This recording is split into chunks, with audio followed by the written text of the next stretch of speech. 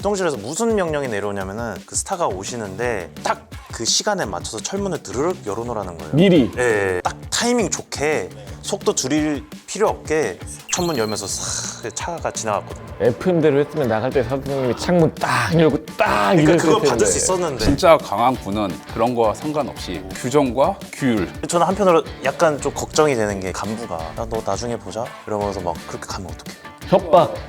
협박죄? 될 수 있죠. 그건 그 간부가 그러면 안 되죠. 탄약고 근무 살 때 저는 그런 썰도 있었거든요. 이렇게 라면 끓여. 아, 탄약고에서요? 네, 충분히 가능합니다. 가능해도 걸리면 예.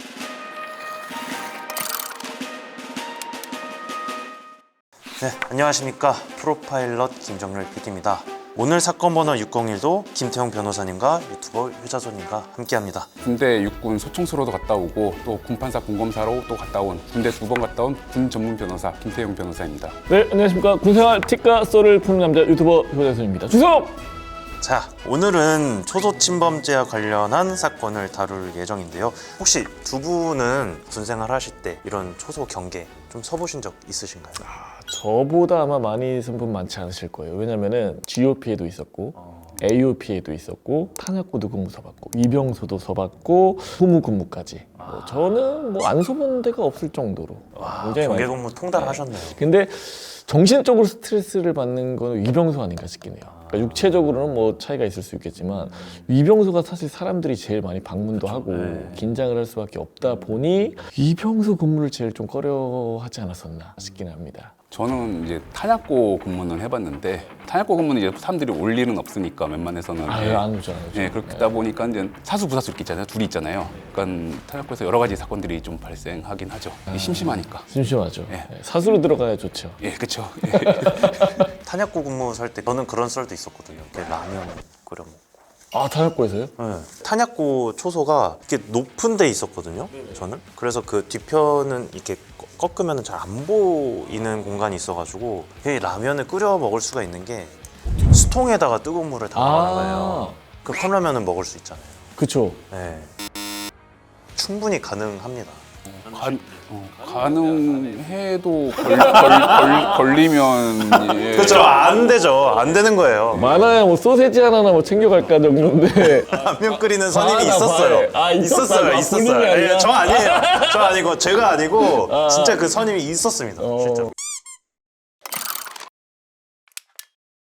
근데 사실 이런 위병소 같은 데는 사건 사고라고 해야 되나요? 약간 병사와 간부, 뭐 병사들 간의 갈등도 되게 많이 일어나는 지역이라고 생각을 하거든요.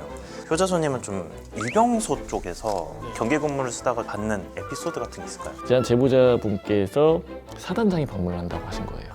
사단장이 방문을 한다는 거는 부대 사람들 다 알아요. 그쵸. 지휘관분들 다 알고 특히 위병소 근무자들은 완전 알아요. 네, 완전 알아요. 몇 시 언제 오는 것까지 싹 다 차 번호 그런 거 알고. 무조건 알기 때문에 보통 이제 사단장님이 오시면 이제 성판이 보이잖아요. 성판이 무조건 딱 보이기 때문에 충성 어떤 일 오셨습니까? 나 사단장이야.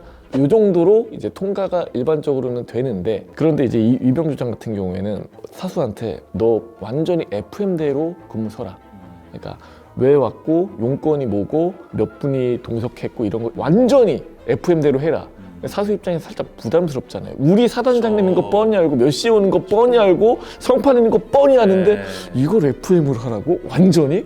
사단장님이 좀 노하시지 않을까? 불편해하시지 않을까? 그럼에도 불구하고 고참이니까 FM대로 합니다. FM대로 해서 이 사수가 이제 물어봐요.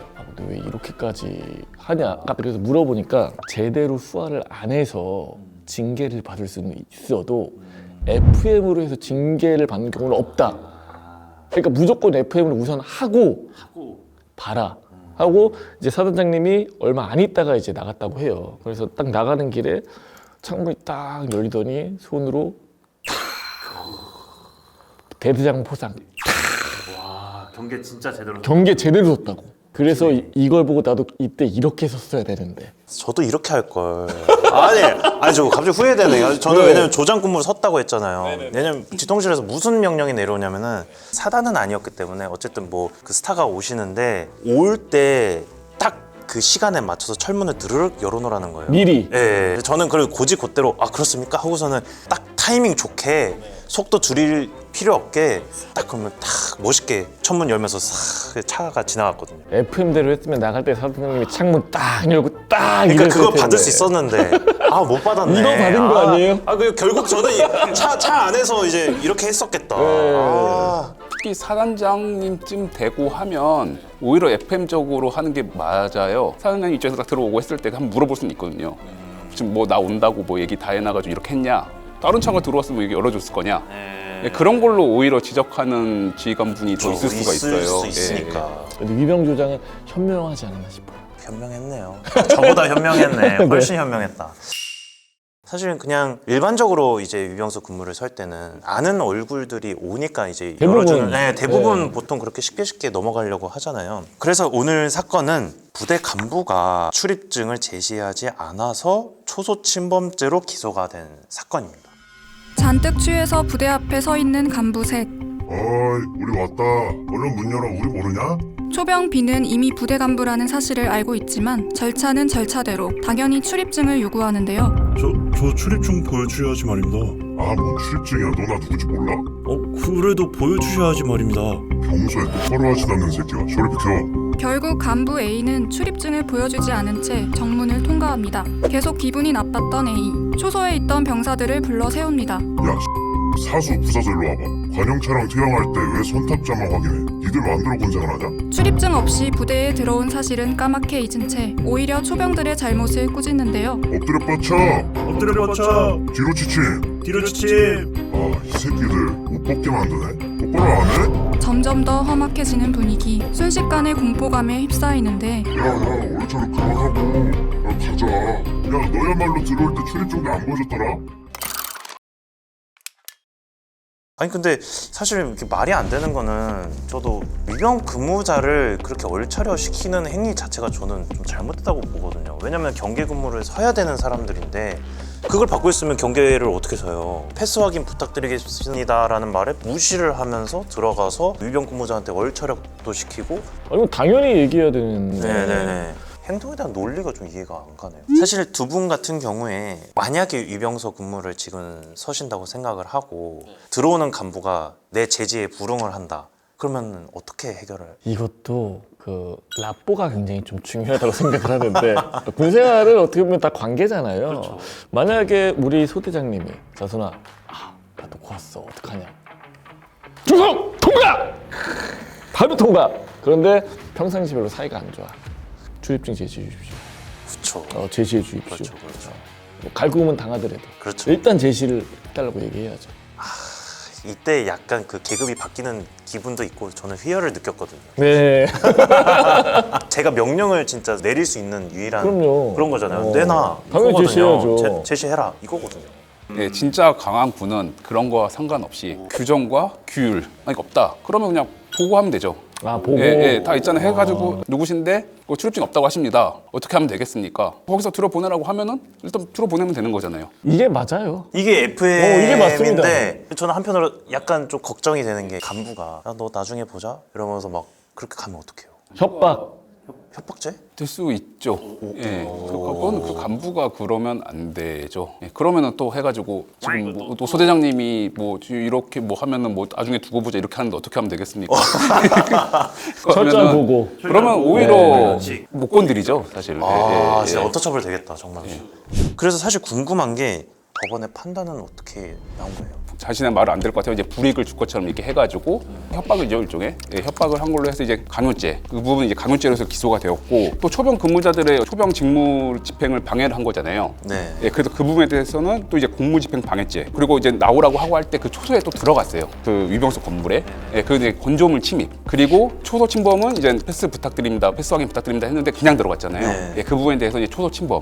이렇게 이제 죄명으로는 강요, 공무집행 방해, 건조물 침입, 초소 침범. 네 개. 이렇게 해서 이제 기소가 된 거예요. 재판까지 간 거예요. 1심 법원에서는 다 모두 유죄로 인정을 하고 그러면서 이제 선고형은 이제 징역 6월에 집행유예 1년을 선고했습니다. 집행유예를 아마 선고한 이유는 이제 초범이고 그다음에 이제 그 위병 근무자들이 이제 처벌을 원하지 않는다 이렇게 해줘가지고 집행유예 판결이 나온 것 같습니다. 집행유예가 확실히 좀 처벌이 좀 약하면 또 약하다라고 볼 수 있겠네요. 좀. 그렇죠. 어쨌든 선처를 받은 건데 네네. 근데 이제 피고인이 항소를 했어요. 항소를 한 게 이제 피고인이 장교였던 걸로 보이는데 집행유예로 이제 나왔기 때문에 뭐 교도소를 가는 건 아닌데 제적이거든요. 당연 제적. 군 간부는 징역형 이상 집행유예 선고를 받으면은 제적이라고 해서 약간 강제로 이제 군복을 벗고 나와야 돼요. 그리고 퇴직금 반토막 나고. 그것 때문에 그러니까 전역을 해야 되니까. 예, 그러면은 아마 피고인 쪽에서는 뭐 선고유예나 뭐 이런 것까지 바랬던 것 같은데 선고유예 정도까지 가기에는 죄질이 좀 불량하잖아요. 그쵸, 불량하죠. 예, 그러다 보니까는 선처해주는 의미에서 이 집행유예 선고를 했던 거고, 근데 피고인 입장에서는 불만족스러웠던 거고, 이후가 또 있어요. 피고인이 또 대법원에 이제 상고를 했습니다. 근데 대법원에서는 파기해서 다시 환송을 시켰어요. 그러니까 잘못됐다고 본 거죠. 아, 판결이 잘못됐다.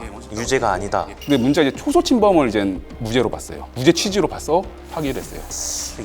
이게 조금 이해가 안 돼요. 간단하게 요약하면은 군형법 제78조에 이제 초소 침범죄가 규정이 되어 있는데 초병을 속여서 초소를 통과하거나 초병의 제지에 불응한 경우에 이제 성립을 하는 거거든요. 네네. 근데 이게 초병의 제지가 좀 없었다고 본 거예요. 아니 근데 이해가 안 되지 않아요? 출입증 주세요. 네. 그거 제지 아닌가? 아니, 그러니까 패스 확인 부탁드립니다. 이거랑 들어가시면 안 됩니다. 이거를 다르게 본 거예요. 행동으로 조금 일부 보여주지 않았을까요? 이게 없으면 들어가기 힘들다. 네, 그렇죠. 제지를 한 거잖아요. 일단 막은 거잖아요. 막았죠. 네. 왜 그러냐면은 그때 다른 2명 먼저 들어갔다고 했잖아요. 네. 2명 중에 1명은 또 안 찍힌 거예요. 이게 RFID 같은 인식기인데 이게 보통 보면 이제 들어간 시간, 나온 시간 이제 보통 찍고 하고 찍히는 거거든요. 오류도 좀 있고 안 찍히는 경우도 있고. 그래도 출입증은 갖고 있으니까. 그렇죠. 이 칩이 망가졌을 뿐 출입증은 있으니까. 그러니까. 말 그대로 지침이나 규정상 출입증 확인이 안 되면 못 들어간다. 이게 있으면 또 모르는데 출입증 확인이 안 돼도 들어가지는 경우가 있다. 그렇기 때문에 이걸 두 개를 다르게 봐야 된다. 그만큼 이거를 조금 까다롭게 본 거예요. 엄격하게 본 거예요. 한 번 더 얘기를 했었으면 그게 좀 더 제지가 된다고 봤을 수도 있겠네요. 들어왔을 때 갑자기 들어오면 이러시면 안 됩니다. 이렇게 뭔가 했었으면은 좀 달라졌을 수가 있죠. 많이 달라졌을 거예요. 아마 그러면은. 근데 사실 저는 역으로 궁금한 게 사실은 체크 안 하고 이제 지나가는 그런 것도 잘못이긴 하잖아요. 이런 부분에 대해서는 또 죄를 받을 수가 있나요? 근무 태만. 군에서 되게 중요한 게 보고예요. 그러니까 보고가 되게 중요한 이유가 보고를 하게 되면 일단 내 책임은 아니게 돼요. 보고를 받은 사람한테 이게 책임이 넘어가지는 거죠. 어떻게 보면 지휘관이 제일 큰 권한이 있는 만큼 책임이 또 있는 거고. 3심으로 넘어갔을 때 혹시 다른 죄들은 어떻게 된 거예요? 강요, 공무집행 방해, 건조물 침입 이거에 대해서 이제 유죄로 계속 인정을 하고 다만 이제 형 선고가 벌금 500만 원을 바뀌었습니다. 어쨌든 벌금 500만 원 나왔으니까 해당 피고인은 당연 제적은 안 되게 됐죠. 지금도 군 생활을 하고 있겠는데요. 그렇겠네요.